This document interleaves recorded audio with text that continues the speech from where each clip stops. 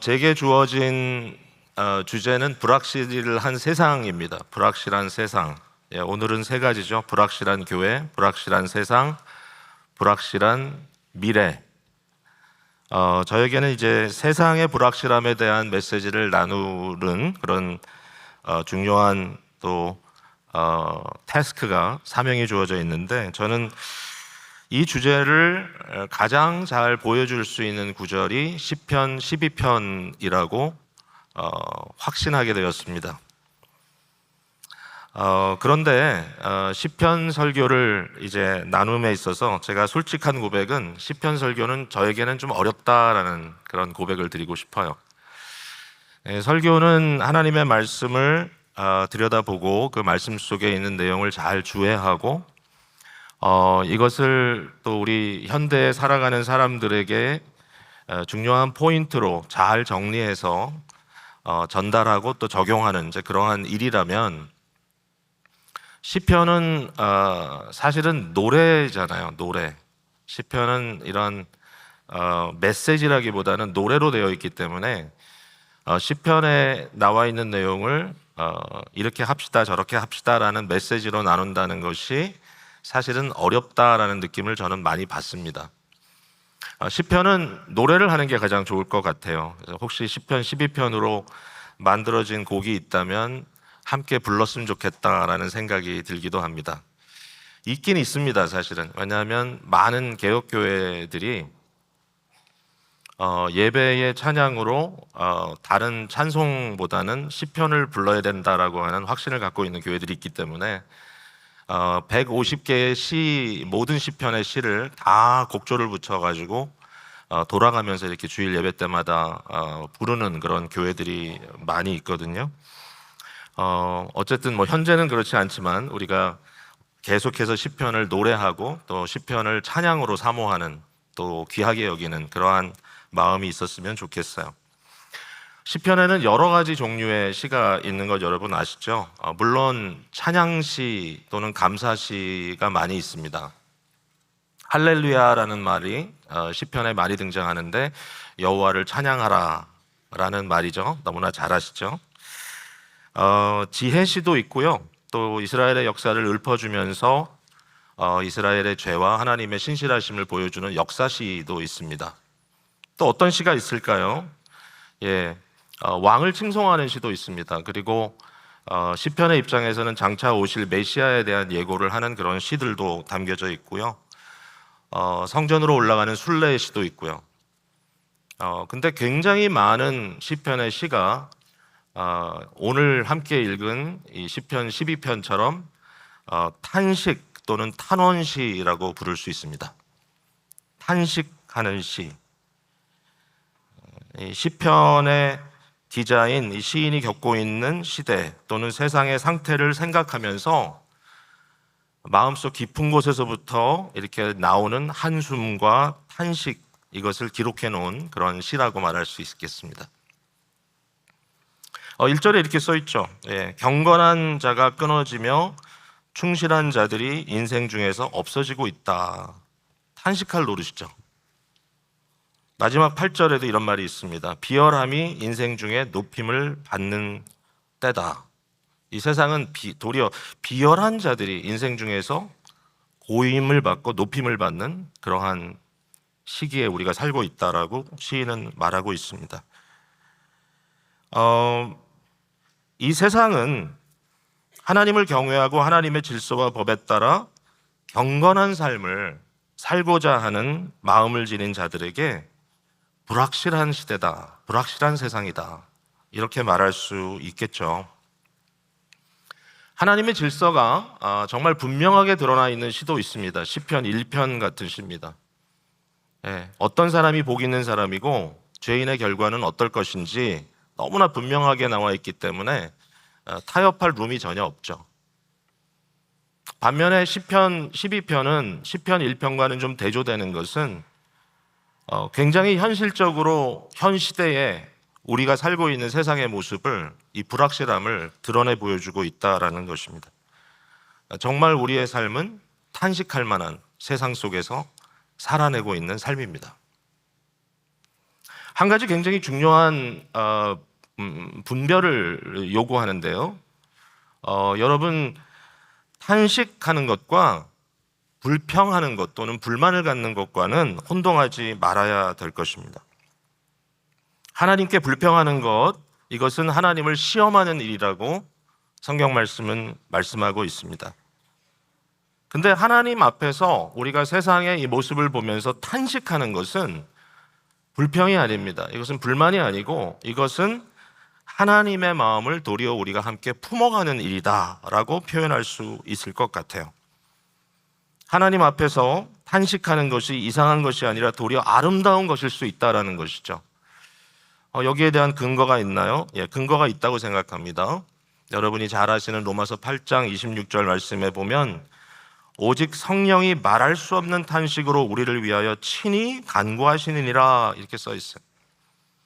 하나님이신 성령님은 어떤 하나님이시냐? 그 하나님은 우리와 함께 탄식하시는 하나님이시다. 세상을 보시고 인간의 죄악을 보시면서 탄식하시는 하나님, 이 하나님의 탄식하심에 우리가 함께 조인해서 그 하나님의 탄식을 우리 마음에 품고 함께 탄식하는 것이 이 시대를 살아가는 성도들이 해야 할 일이라고 말씀해 주시는 것입니다. 자, 탄식시라고 해서 처음부터 끝까지 탄식만 있는 건 아니에요. 물론 좀 전에 읽었던 1절과 8절 맨 처음과 맨 마지막에 탄식할 만한 현실을 보여주고 있지만 그러나 이 말씀 속에 우리를 향한 믿음의 격려 또 성도들에게 주신 약속들이 담겨져 있어요. 하나님의 말씀을 여러분 다 피시고 함께 보시기를 부탁드리겠습니다.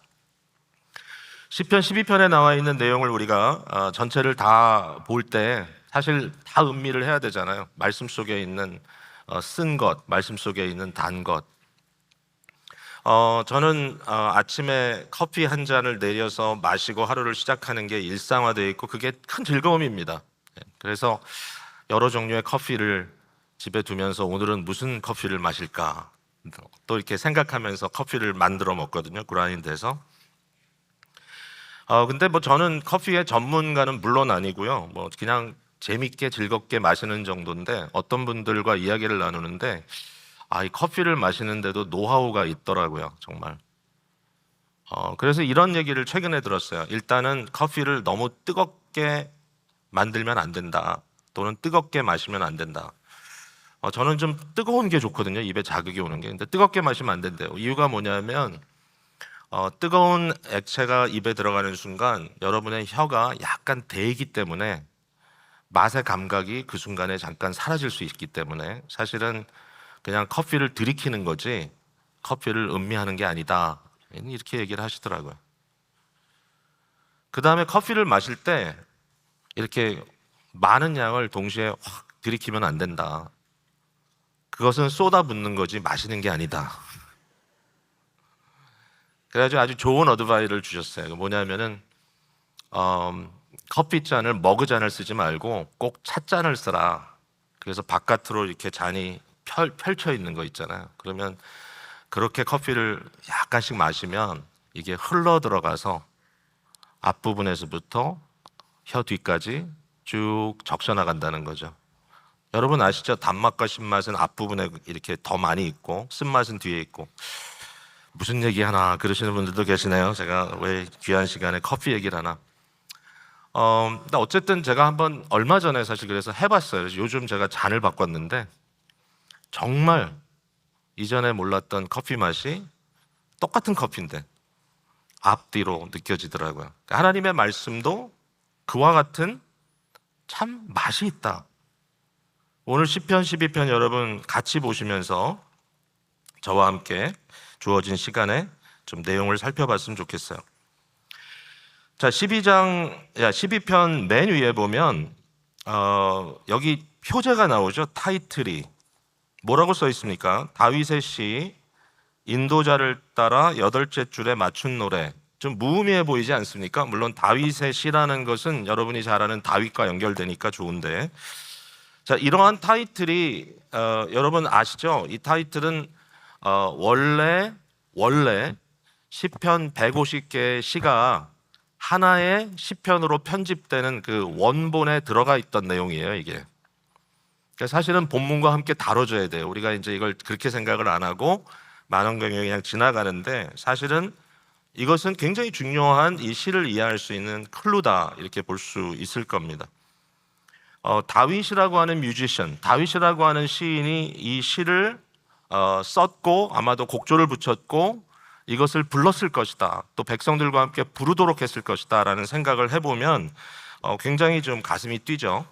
자, 다윗에 대한 얘기는 나중에 또 할 거예요. 좀 뒤로 밀어놓고, 여기 보니까 8째 줄에 맞춘 노래라는 말이 나오는데, 뭐 간단하게 설명을 좀 드리자면, 애매하잖아요. 8째 줄에 맞추는 게 무슨 말인가. 두 가지 견해가 있어요. 하나는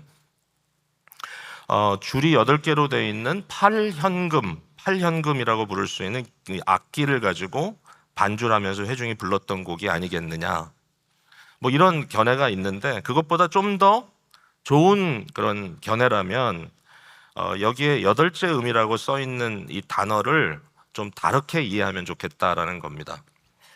역대상 15장 19절 이후에 보면 다윗 왕이 레위인들을 세우고 그들에게 노래하는 자들, 또 연주하는 자들을 이렇게 세웠다는 내용이 나오는데, 거기 보면은 이 노래하는 찬양대, 이 레위인 찬양대들을 구분해 주는데 두 단어가 나와요. 알라모트라는 단어와 8째 음이라는 단어가 나옵니다. 이게 우리말에 이렇게 번역이 되어 있단 말이죠. 근데 알라못이라는 말의 의미는 높은 음이라는 뜻이에요. 높은 음, 하이톤. 자, 그러면 8째 음이라는 것은 무슨 의미냐? 사실 이 단어는 쉬미네트라고 하는 단어입니다. 쉬미네트. 이 쉬미네트라고 하는 단어는 낮은 음이라는 뜻이에요. 그래서 여러분 찬양대에도 소프라노가 있고 엘토가 있죠. 그리고 테너가 있고 베이스가 있죠. 그러니까 높은 음을 노래하는 파트가 있고 낮은 음을 노래하는 파트가 있잖아요. 뭐 간단하게 그냥 설명을 하자면, 시편 12편은 어떤 곡이냐? 이 시편 12편은 빠르게 부르면 안 되는 곡이고, 이 시편 12편은 하이 피치로 부르면 안 되는 곡이에요. 그러니까 이 곡과 가사를 맞춰야 되잖아요. 이 시편 12편은 느리면서도 슬프고 심각한 느낌으로 불러야 되는 그러한 시라는 것입니다. 자, 그런 느낌으로 한번 시를 들여다본다면, 이 시편 12편에는 저는 3가지 종류의 사람이 등장한다라고 말씀을 드리고 싶어요. 이 3가지 종류의 사람들을 한번 살펴보겠습니다. 첫 번째 사람은 악인입니다. 악인. 뭐 아주 간단하죠. 오늘 본문의 2절에 보니까 이렇게 써 있어요. 그들은 그랬어요. 이웃에게 각기 거짓을 말하며 아첨하는 입술과 두 마음으로 말하는도다 그랬습니다. 이 악인들은 이 세상에서 이처럼 거짓된 모습으로 살아가고 있는데, 놀라운 사실은 뭐냐면 이와 같은 악인들이 도리어 세상에서는 득세하는 것 같다라는 거예요. 8절에 비열함이 인생 중에 높임을 받을 때에 악인들이 곳곳에서 날뛰는도다. 날뛰는도다. 의인은 없대 하나도 없다는 하나님의 말씀을 기억하시죠? 이 세상을 바라보면서 정말 의인이 없다라고 말하는데, 이것은 인간의 이 상태가 근본적으로 타락한 상황에 있다는 것도 말하고 있고, 아울러 사실상 우리가 세상을 바라볼 때 점진적으로 그 타락성이 점점 깊어져 가는 것 같다라는 그런 느낌도 담아낼 수 있는 것 같습니다. 사실상 창세기 3장에서부터 이제 6장까지 쭉 노아의 홍수까지 진행되는 내용을 보면 그냥 어떤 죄가 한 군데 머물러 있는 것이 아니라 그 죄가 점점 엑셀러레이트하는 그러한 모습을 볼 수 있고, 그 가운데서 악인들이 득세하는 세상, 결국은 이 노아 시대의 홍수로 결국 그 세상을 심판하는 하나님의 그 마음은 단순히 심판하기 위한 심판이라기보다는 의인인 노아와 그 가족을 구원하시기 위한 방편이었다라고 볼 수 있는 것은, 강포함, 이 바이올런스가 가득 찬 세상 가운데서 의인은 결국은 죽임을 당할 수밖에 없는 그런 상황이 되어 있기 때문에 그 가운데서 하나님은 그들을 구원해냈다라는 게 사실은 더 중요한 포인트일 겁니다. 이와 같은 악한 세상을 그려주고 있는 것이죠. 악인들의 특성은 거짓된 것이고요. 여러분이 너무나 잘 알지만 거짓은 마귀의 트레이드 마크입니다. 마귀는 거짓의 아비라고 예수님께서 말씀하셨어요. 처음부터 그랬습니다. 그들은 교만한 말을 합니다. 그들은 떠벌립니다. 4절에 보니까 그들이 말하기를 우리의 혀가 이기리라 우리 입술은 우리 것이니 우리를 주관할 자가 누구리요? 누가 우리를 주관하겠는가? 내가 하고 싶은 얘기 얼마든지 할 수 있고 나는 누구든지 저주할 수 있고 나는 누구든지 짓밟을 수 있고 나를 판단하고 나를 심판할 자는 아무도 없다라고 이렇게 이야기하는 겁니다. 악인의 교만함에 대해서 가장 잘 설명하고 있는 말씀은 그의 모든 사상에 하나님이 없다나이다 라는 고백일 거예요. 악인들의 마음속에 하나님을 둘 자리가 없어요. 둘 자리가 없어요. 8절 말씀에 비열함이라는 단어가 나오죠. 비열함. 재밌는 단어입니다. 성경에 딱 한 번 등장하는 말이라서 의미가 정확하게 뭔지를 파악하기가 굉장히 어려워요. 영어 성경에는 이 비열함을 vileness라고 번역을 했습니다. 아주 사악하다 이런 뜻이겠죠? 근데 또 다른 번역이 있더라고요. 또 다른 번역이 뭐냐면은 worthlessness. 아무런 가치가 없다. 무가치함. 이 말은 그 안에 조그마한 선함도 찾을 수가 없다. 조그마한 선함도 찾을 수가 없다. C.S. 루이스가 인간을 표현할 때 인간에게 가장 중요한 것은 인간의 인격성입니다. 인격성. 하나님이 인간을 하나님의 형상대로 지으시고 인간에게 인격성을 주셨을 때 그 인격이라고 하는 것이 가지고 있는 숭고함, 존엄함, 이것은 인간에게 너무나 소중한 것이고 하나님이 귀하게 보시는 것입니다. 근데 이 인간이 스스로 선택하여 악의 극단으로 갔을 때 어떠한 상황이 벌어지냐면 인격이라는 것은 정말 실오라기 하나 없고 오직 인간이라는 껍질만 남는다. 인간의 껍질은 갖고 있지만 사실은 그 내용은 아무것도 없다라고 이렇게 표현을 하시더라고요. 그가 이렇게 얘기합니다. 지옥에 대해서 얘기할 때 조금 좀 이해력이 필요한 부분이긴 한데 그가 적어도 설명을 하는 거예요. 하나님이 인간을 지옥에 던진다는 것은 사실은 하나님은 공의로운 하나님이고 선하신 하나님이시기 때문에 인간의 어떤 선함이라도 남아있다면 지옥에 던질 수가 없다. 결국 지옥에 떨어지는 인간의 모습은 그들의 인격을 완전히 상실한 모습일 것이다. 그러면서 이제 그 인간을 이렇게 표현합니다. 인간이 아닌 인간. 이것을 X-Men 이렇게 표현했어요. X-Men. 네. 어디 뭐 만화나 영화에 나오는 것 같죠. 근데 X라는 말은 과거입니다. 이전. man이라는 건 뭐죠? 인간. 인간 이전. 다시 말해서 이제 X-Men. 죄송합니다. 과거에는 인간이었지만 더 이상 인간이 아닌 과거형이죠. 과거의 인간. 이제는 인간이 아닌 그러한 자이기 때문에 결국 지옥에 떨어지는 인간의 모습은 인격을 상실한 인간의 껍질만 지니고 있는 그러한 존재일 것이다라고 이야기를 하는 것이죠.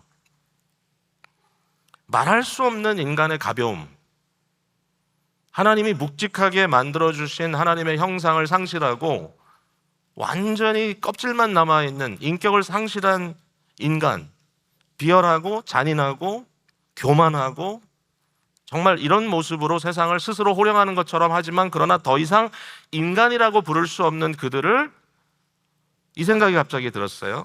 시편 1편은 뭐라고 부르고 있느냐? 죄인을 뭐라고 부르냐 있냐? 그들은 바람에 나는 겨와 같도다. 바람에 나는 겨는 뭡니까? 껍질뿐이죠. 무게가 없죠. 내용이 없죠. 네.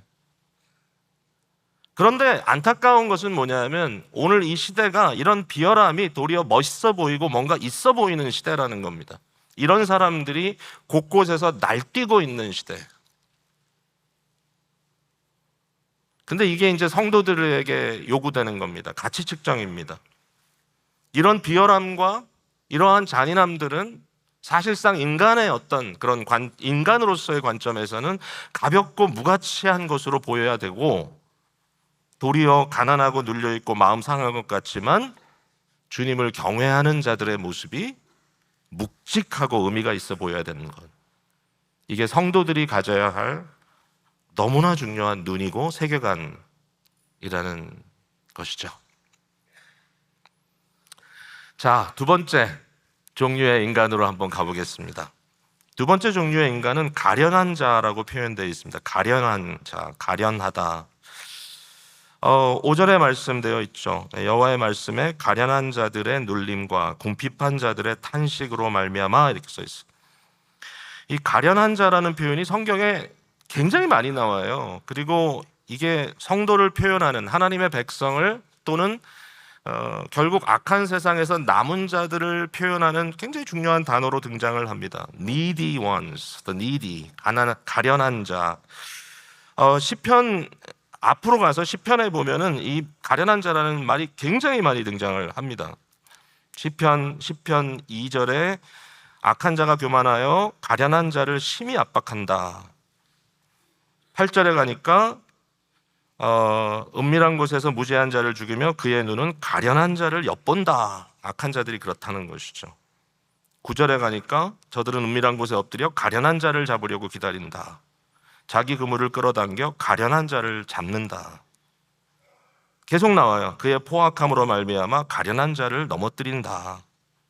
12절에는 이 가련한 자들을 가난한 자들이라고 표현하고 있고, 또는 14절에는 외로운 자라고 표현하고, 더 좋은 표현이 17절에 나오죠. 겸손한 자, 그리고 고아와 압제당하는 자, 이렇게 이제 표현들이 계속 되어 있습니다.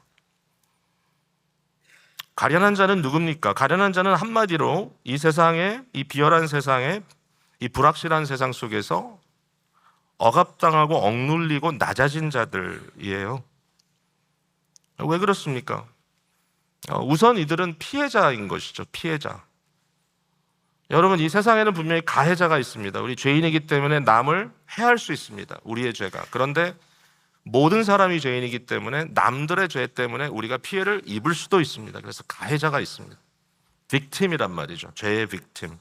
여기에 가련한 자는 피해자, 빅팀으로서의 의미를 갖고 있다라고 생각할 수 있는데, 이 부분에 대해서 우리는 조금 더 정확한 눈을 가져야 된다라는 것이죠. 한 개인의 죄뿐만 아니라 어떤 사회적인 구조 속에서 이러한 것들이 충분히 일어날 수 있다. 이것은 과거, 현재, 미래에 주님 오시는 날까지 지속될 수밖에 없는 현상이라고 하는 것이죠. 제가 아주 존경하는 선생님이신 할비 컨 선생님께서 돌아가셨지만 참 위대한 업적을 남기셨는데, 이분께서 정말 정통적인 신학을 이야기하면서도 이 세상에 그가 말한 대로 left out and left over, 결국 누구죠? 버려진 자, 남겨진 자, 이 세상에서 버려진 자, 남겨진 자, 이 세상에 이 주변으로 밀려난 자, 끊임없이 계속 밀려나고 있는 자들, 이런 자들에 대해서 교회가 관심을 가져야 된다라는 부분에 대해서, 그냥 이게 하나의 구호가 아니라 몸소 빈민가에 사시면서 평생을 애썼던 그런 모습이 역력히 기억이 납니다. 이런 자들에 대한, 가련한 자들에 대한 사회의 평가는 뭐냐면, 이제 많은 경우에 그들을 liability, 짐이라고 얘기합니다. 사회의 짐. 이와 같은 가운데 이 세상이 과연 100% 완전한 세상이고, 이 세상이 정말 모든 것이 다 fair하고 모든 것이 다 정당하게 주어진 세상이라면 이와 같은 가련한 자들의 책임을 우리가 물어야 되겠지만, 그러나 좀 전에 말씀드린 대로 비열한 자들이 날뛰는 세상이기 때문에 이 세상에서 가련한 자들에 대한 관심이 남달라야 된다라는 말씀을 하고 있는 것이죠. 여러분,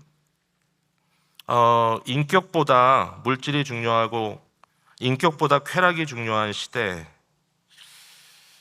저는 누가 당신의 정치 성향이 뭡니까? 그러면 일반적으로는 보수적이다라고 말할 수 있을 것 같아요. 정치보다는 사회 윤리라든지 신앙의 이슈가 더 강하게 다가오겠죠.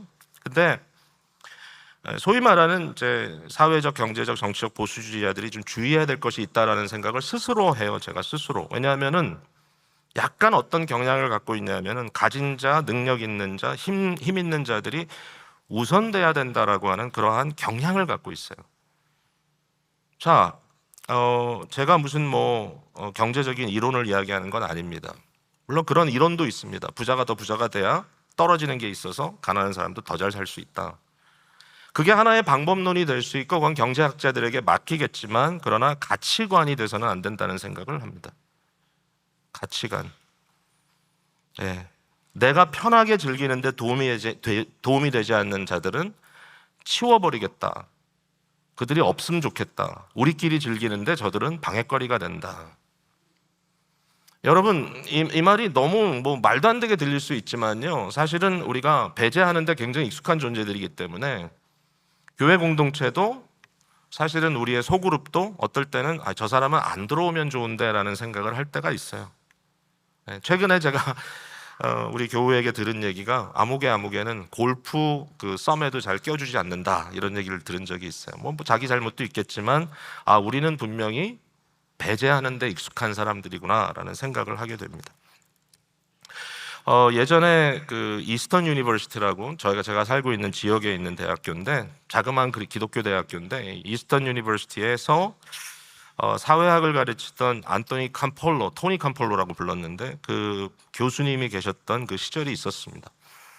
이 토니 캄폴로라고 하는 교수님은 굉장히 아주 핫한 뜨거운 패션을 갖고 있는 분이셨어요. 이탈리안계인데 이분은 베프티스트 계열의 설교가이기도 했기 때문에 돌아다니면서 이 전도 설교를 굉장히 많이 하셨습니다. 제가 청년 시기에 이분의 설교를 굉장히 많이 들었다라는 그런 기억이 있는데 제가 대학교 다니던 곳은 서부에 있었지만 이분이 그곳에 오셔서 이 집회를 하실 때 제가 직접 거기에 참여해서 그분을 만나는 걸 굉장히 프라우드하게 생각했던 그런 기억이 납니다.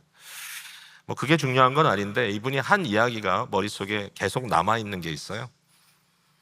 토니 캄폴로 교수님이 여러 가지 사역 때문에 그랬겠죠. 아마 이 중남미 지역에서 가장 가난한 나라라고 구분될 수 있는 헤이티라는 곳에 방문을 했던 이야기를 합니다. 호텔에 머물게 되셨겠죠, 물론. 그리고 안전을 위해서 아마 음식도 좀 안전하게 먹어야 되니까 호텔 안에 있는 식당에서 식사를 하게 되었는데 음식을 시키고 음식을 받아놓으니까 음식이 아주 푸짐하게 잘 나왔던 것 같아요. 이걸 너무 또 피곤하고 배고프고 하니까 먹어야 되는데 옆에 보니까 창문 밖에 헤이티의 한 어린아이가 남루한 옷을 입고 창문 안으로 들여다보고 있는데 자기를 보는 게 아니라 자기 앞에 있는 음식을 쳐다보고 있더랍니다. 그러니까 어떻게 그 순간에 입맛이 당기겠어요? 근데 그 모습을 멀찍이서 보고 있던 웨이터가 급하게 달려오더니 그 창문에 있는 블라인드를 밑에까지 쫙 내리더니 토니 캄폴로를 향해서 이 한마디를 던지고 유유히 가더랍니다. Enjoy your dinner, sir. 맛있게 드시죠. 저는 이 말이 굉장히 많이 생각나요. 왜냐하면 오늘 이 시대에 우리가 어떤 모습으로 살고 있는가, 블라인드를 내리고 살고 있는가, 아니면 블라인드를 걷고 창문을 열고 또는 문 밖으로 나가서 물론 어디든지 다 일은 많기 때문에 다 우리가 해야 된다는 건 아니지만 나의 삶의 영역 속에서 과연 내가 갈 곳은 어딘지를 고민하고 있는가, 제 자신에 대한 질문이기도 합니다. 가련한 자라는 것은 제가 좀 전에 피해자라고 이렇게 말씀드렸는데요. 시대의 악을 거부하기 때문에 아파하는 고난의 종이라고 표현하는 것도 적당하다고 생각해요. 단순히 피해자가 아니라 이 시대가 악하기 때문에 나는 그들처럼 살지 않겠다라고 하는 하나님 앞에서의 언약, 하나님 앞에서의 각오를 가지고 오직 하나님만을 섬기겠다는 마음으로 살아가는 그러한 모습. 이분들은 저희가 고난의 종이라고 부를 수 있을 것 같습니다. 고난의 종, suffering servant. 이 세상을 살아가고 있는 모든 성도들은 이 부류라고 생각합니다. 고난의 종. 그리스도를 주로 섬기는 우리들, 우리의 시민권은 하늘에 있다고 믿고 있는 우리들에게 이 세상은 어떤 곳입니까? 이 세상은 우리에게는 나그네의 세상입니다. 거류민이라는 말은 이민자란 뜻이잖아요. 이민자란 말 우리보다 더 잘하는 사람이 누가 있어요? 우리의 2세, 3세, 4세 내려가면 내려갈수록 그들이 소수민족으로 살아가면서 느끼는 압력이 있지 않습니까? 다 괜찮을 것 같지만 도리어 주류 사회에 더 가까이 가면 갈수록 더 크게 느끼는 압박 같은 거, 그런 거 여러분 아마 많이 들어보셨을 거예요. 저는 그러한 marginalization이 성도가 살아가는데 아주 불편한 것만은 아니다라는 생각을 해봅니다. 도리어 우리가 이민자이고 우리가 뭔가 아무리 노력을 해도 애를 쓰고 또 나름 누리는 것도 있겠지만 주류에서 그 가운데 한 중간에서 모든 것을 다 관심받으며 박수받으며 살지는 못하는 것 같다라고 하는 이런 왠지 모를 그런 쓸쓸함과 외로움 같은 것이 느껴진다면 아마 우리는 도리어 그것 때문에 예수를 믿는 방식을 좀 더 잘 알아갈 수 있다고 생각이 드는 거죠. 주변인이 된다는 것을 두려워하지 않아야 되는 것. 왜냐하면 이런 말씀 있죠. 그리스도를 위하여 너에게 은혜를 주신 것은 다만 그를 믿을 뿐 아니라 또한 그를 위하여 고난도 받게 하려 하심이라. 여러분, 오늘날 교회가 굉장히 이렇게 성장하고 지역사회에서 주목을 받고 아름답게 정말 그리스도의 능력을 힘있게 증거하는 것도 귀한 일이지만, 그러나 이것이 사실상 복음의 본질은 아닐 수 있다는 것이죠. 현 세상을 누리는 것이 메시지가 될 수는 없고요. 도리어 현 세상 속에서 아직은 온전히 드러나지 않은, 그러나 분명히 와 있는 그리스도의 나라, 하나님의 나라를 증거하는 것이 우리의 사명이라면 우리의 생각의 필터가 조금 더 성경적이어야 된다는 생각을 해봅니다. 이처럼 고난당하는 자들, 이처럼 의를 위하여 핍박받는 자들이 있을 수밖에 없는 세상, 복음 때문에 고난을 자처하는 자들이 있을 수밖에 없는 세상. 여러분, 근데 우리가 이러한 세상 속에서 불이익을 당하는 것으로 끝나나요? 아니죠. 바로 우리를 구원하시기 위하여, 우리와 같은 자와 함께 하시기 위하여 예수 그리스도께서도 가련한 자가 돼 주셨기 때문에, 사실은 구약 성경이 말하고 있는 모든 가련한 자들의 성취는 그리스도 예수시기 때문에 인생의 가장 가련한 자, 가장 핍박받는 자, 가장 가난한 자의 자리에서 예수 그리스도는 엄청난 오해를 뒤집어 쓰시고 십자가에 달려 돌아가셨기 때문에 바로 그분이 이와 같은 가련한 자들의 이웃이고 항상 옆에 계신다는 사실을 우리가 어떻게 망각할 수 있겠어요? 여호와의 말씀에 이러한 놀라운 약속을 주십니다. 5절 뒷부분에 이렇게 써 있죠. 이런 가련한 자와 궁핍한 자들의 탄식을 들으시는 우리 주님께서 내가 이제 일어나 그가 원하는 안전한 지대에 두리라. 안전한 지대. 이것은 뭐 언제 얘기인가요? 우리가 죽고 나서 얘기인가요? 어디가 안전한 지대인가요? 성도들에게? 여러분, 왜 우리가 안전하다고 생각하나요? 건물인가요? 어떤 시설인가요? 아니죠. 여러분, 본문 안에서 봐야 될 거 아니에요? 6절에 나오잖아요. 하나님의 말씀, 하나님의 약속. 어디가 안전한 지대냐? 하나님의 말씀, 하나님의 순결한 말씀. 그 말씀은 뭡니까? 뜨거운 도가니에서 7번이나 단련한 은과 같은 말씀. 고난을 통하여 그리스도 예수의 진실됨을 증명해온 말씀, 2000년 기독교 역사를 통하여 살아남은 말씀. 그 말씀이 이 세대, 이 제너레이션, 이 세상으로부터 가련한 자들을 영원토록 보존하시겠다. 여러분, 그러니까 우리가 피할 수 있는 것은 하나님의 약속뿐입니다. 그래서 우리는 보이는 것으로 사는 자가 아니고 믿음으로 사는 자가 됐다는 말이잖아요. 오늘 말씀을 곁에 두고 말씀 없이 스스로 무언가 그리스도인으로서의 능력을 발휘해 보겠다는 것은 무의미합니다. 왜냐하면 하나님께서 우리를 지키시기 위해서 주신 것은 진리의 말씀이기 때문입니다. 이거 어디서 증명할 수 있죠? 예수님의 마지막 기도에서 증명할 수 있습니다. 요한복음 17장에 제가 읽어볼게요. 예수님이 이렇게 기도합니다. 내가 비옵는 것은 그들을 세상에서 데려가시기를 위함이 아니요 다만 악에 빠지지 않게 보존하시기를 위함이니이다. 우리를 세상에서 보존하여 달라고 하나님, 우리 중보자이신 그리스도께서 기도하시잖아요. 내가 세상에 속하지 아니함과 같이 그들도 세상에 속하지 아니하여 싸움나이다. 그들은 누굽니까? 제자들이요 가련한 자들이죠. 그들을 진리로 거룩하게 하옵소서.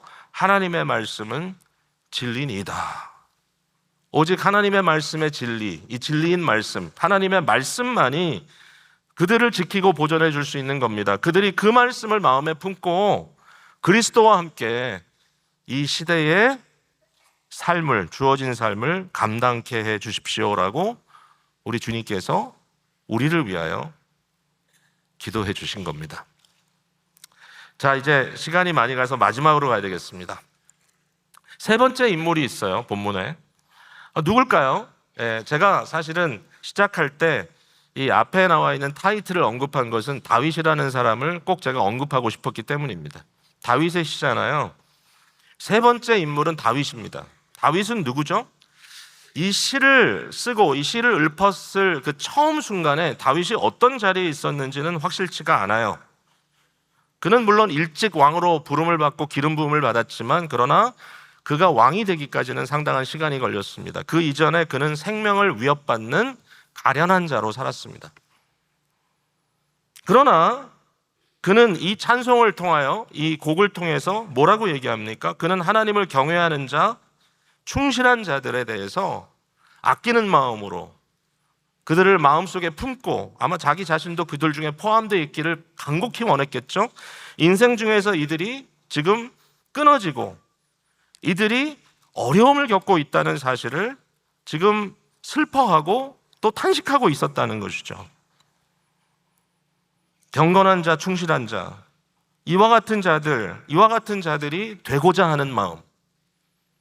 여러분, 그들은 어떤 사람들입니까? 하나님의 말씀을 대변하는 자들입니다. 여기 다윗은 5절부터 7절까지 하나님은 이렇다, 하나님은 이렇다, 하나님은 이렇다. 조금 전에 우리가 함께 나눴던 하나님의 말씀의 순결함, 도가니에 7번 단련한 은과 같은 하나님의 말씀, 또 하나님은 이 세대로부터 영원까지 그들을 보존하실 것이다라고 하시는 말씀, 하나님의 말씀을 이처럼 불확실한 시대에 이 세상 속에 선포하는 자로 살았던 바로 다윗. 그의 왕으로서의 사명은 가련한 자들을 보호하고 이 세상에 공의를 세우는 일일 것입니다. 누가 그 일을 하셨습니까? 누가 그 일을 하십니까? 우리가 알죠. 참 다윗, 다윗의 약속된 아들, 바로 우리 주 예수 그리스도시라는 것. 우리 주 예수 그리스도께서 이러한 일을 이루시기 위하여 기름 부으신 그분께서 섬기는 종으로 오셔서 죽기까지 복종하시고, 그러나 거기서 끝난 것이 아니라 십자가에 죽으셨으나 또 무덤에 내려가셔서 사흘 동안 온전히 자기 자신을 비워내셨지만, 그러나 하나님의 약속의 말씀, 유일하게 가련한 자가 신뢰할 수 있는 그 말씀, 7번 도가니에서 단련된 그 말씀만 믿고 끝까지 기다렸기 때문에 하나님께서 그를 다시 일으키셨다. 그리스도 예수, 우리의 선구자, 먼저 우리 앞서 부활의 첫 열매가 되신 그리스도, 바로 그 그리스도, 우리의 머리 되신 그분, 바로 그분을 따라가는 몸된 교회가 우리잖아요. 시편이 언제 편집됐을까요?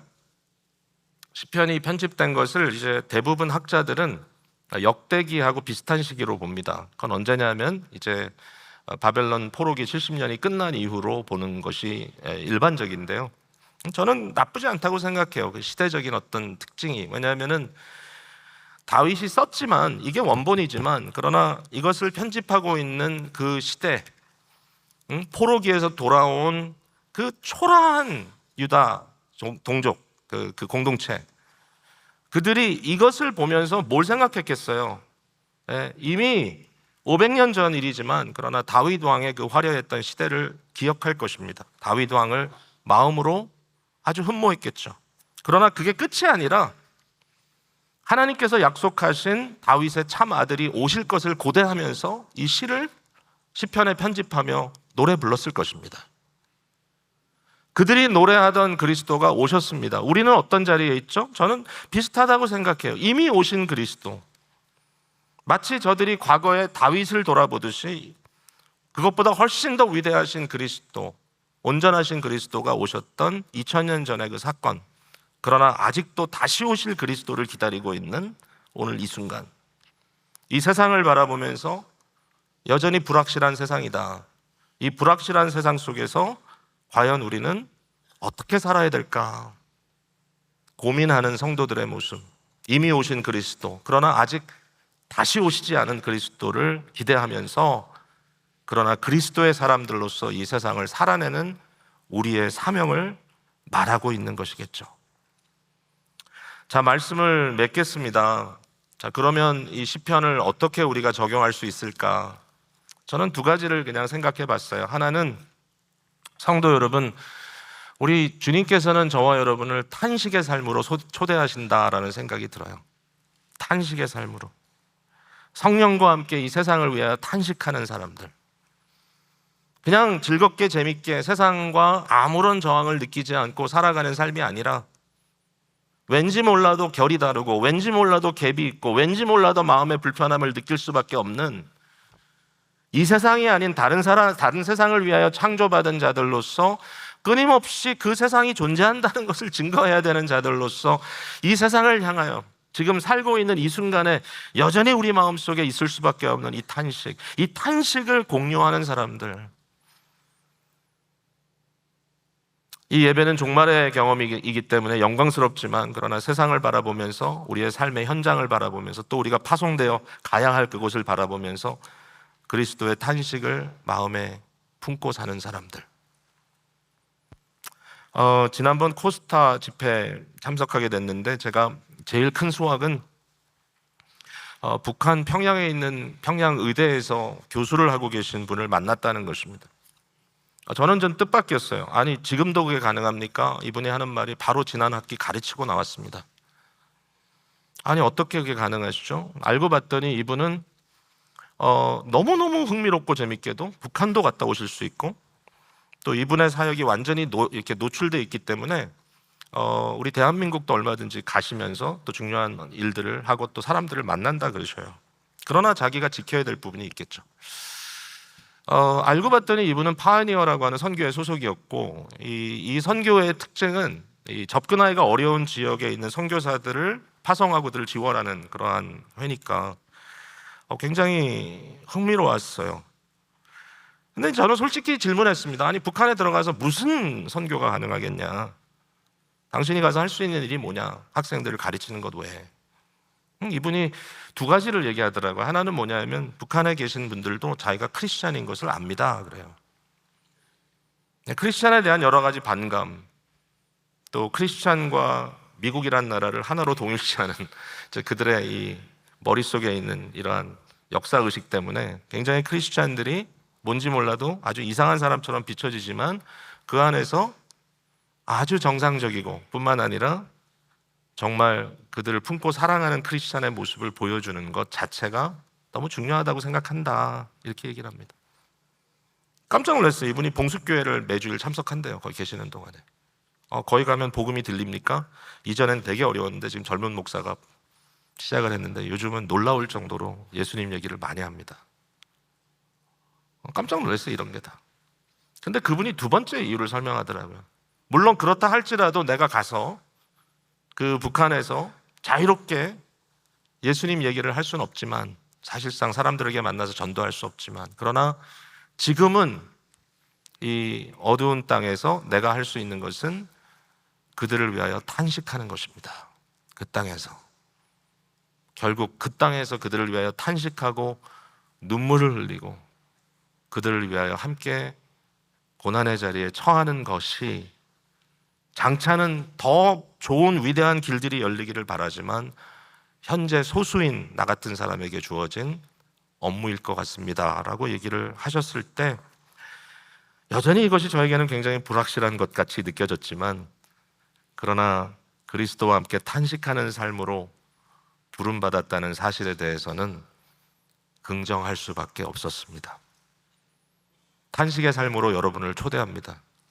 북한에 살고 있지는 않지만 여기에 살고 있으면서도 탄식할 수밖에 없는 세상의 현실을 바라보면서 탄식하는 성도들. 또 하나를 덧붙이자면 그냥 우리는 나그네의 삶이요 주변인의 삶 같지만 그러나 여기에 우리는 왕 같은 제사장으로 부름받았다는 사실, 교회가 어떤 교회입니까? 여러분, 위대한 교회입니다. 교회의 머리는 예수 그리스도십니다. 예수 그리스도는 왕, 제사장, 선지자의 모든 직분을 하나로 통합시키신 메시아, 기름 부음 받은 자입니다. 요한복음에 보면 예수님을 설명할 때 이렇게 써 있습니다. 그는 성령을 한량없이 부음 받으신 분이다. 저와 여러분이 성령을 받는다고 얘기하죠. 어떻게 받죠? 이건 마치 시편 143편에 아론에 대한 시와 비슷합니다. 아론이 제사장으로 기름 부음 받은 모습이 이렇게 써 있죠. 그 머리에 부음 받은 기름, 그 아름다운 precious oil, 너무 소중한 기름이 그에게 부어졌을 때 머리에 머무는 것이 아니라 그의 긴 수염을 타고 내려와서 그의 옷깃까지 스며들어. 그리스도 예수는 한량없이 성령을 받으신 분이시기 때문에 그가 받으신 성령의 사명은 그의 머리에서부터 흘러내려 그의 몸된 교회 위까지 적셔 내려온다는 것이죠. 우리는 성령의 기름 부음을 받은 자들입니다. 왕 같은 제사장, 그리스도 예수의 대사들. 암흑 같은 북한 땅에도 서방 자유주의 국가의 대사관이 몇 개는 서 있습니다. 그 중에 하나 스웨덴은 꼭 있는 걸 제가 압니다. 스웨덴 대사관에 들어가면 땅은 북한 땅이지만 스웨덴입니다. 교회는 그런 곳입니다. 세상은 불완전하고 불투명하고 불확실하지만 교회는 그리스도 예수의 나라이고 그리스도 예수의 제자들의 공동체입니다. 여기에 우리를 부르시고 대사관을 세우시고 모일 뿐만 아니라 세상으로 파송하시면서 여러분 한 분 한 분을 그리스도의 대사로 보내시는 우리 주님. 이건 프로그램이 아니라고 생각해요. 교회가 여러 가지 프로그램을 할 수 있죠. 해야 되죠. 근데 제가 최근에 깨달은 거예요.